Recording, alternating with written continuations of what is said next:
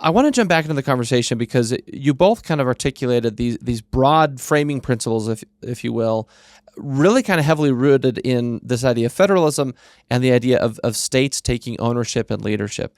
And there's a couple of areas that I want to dive into as sort of apply those. One in particular is enrollment. Christine's written a lot about sort of declining enrollment in districts due to various factors, while charter school enrollment has been climbing. And Christine, obviously, correct me on any of this, but kind of knowing there's a shifting landscape with, I guess, the types of education that parents are choosing for their kids. So first, Dr. Hart, what's your sort of assessment of what's going on and why it should matter to those of us who care about education policy? Well, I think you've articulated it well. It's shifting. Parents are choosing to go where they feel their children's needs are met best. And that isn't always the school that's right down the street. I think that's existed for quite some time in Utah with our open enrollment laws. And, you've always had an opportunity to go to other schools. Now you're seeing more enrollment in the charter space. Charters offer, in many cases, a unique experience, whether it's meeting a student's or a child's interest or a characteristic. Charters offer a specialized opportunity. It's almost like an analogy between going to a department store and going to a boutique, right? Some people choose to go to a boutique and they like the curated opportunities. Sometimes, they choose a department store where you've got lots of different opportunities.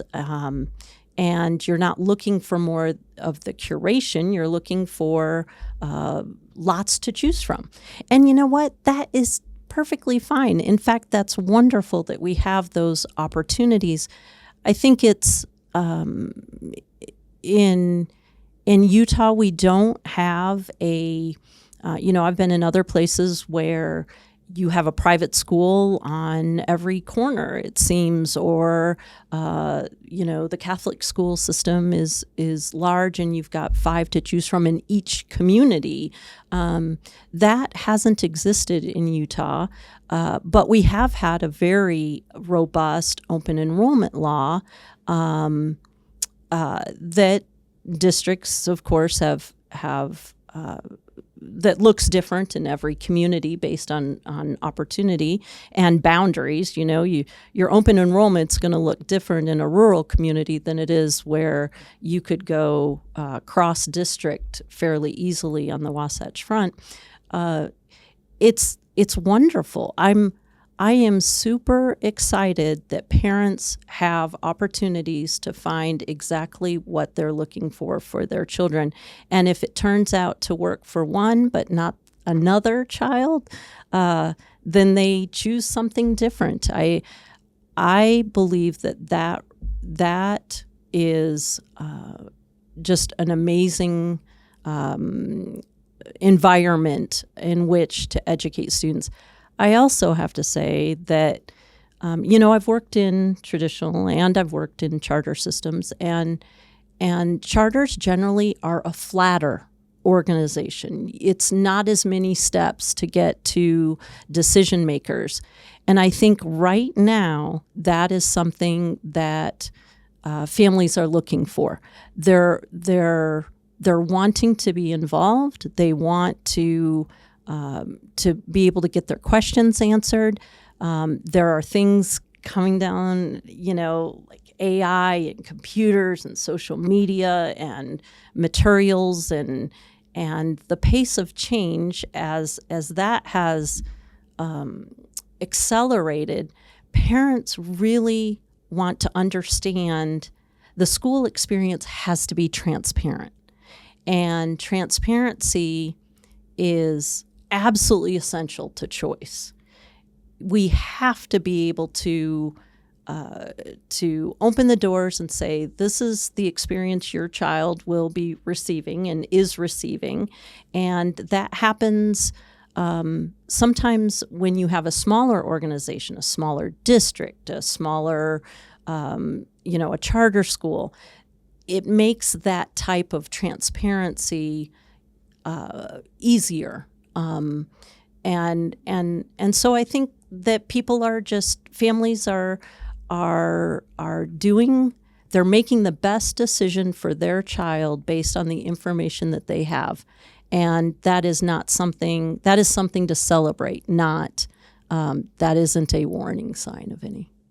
Dr. Hart, kind of building off of that, I want to ask a very big picture question. Mm-hmm. I'm going to ask the same question of Christine, because I think it actually does tie into this discussion of district schools versus charters versus private versus homeschool, kind of just the different landscape of options out there. In your view, if there's sort of a concise way to explain, what is the purpose of public education, of what we should offer to parents as a state?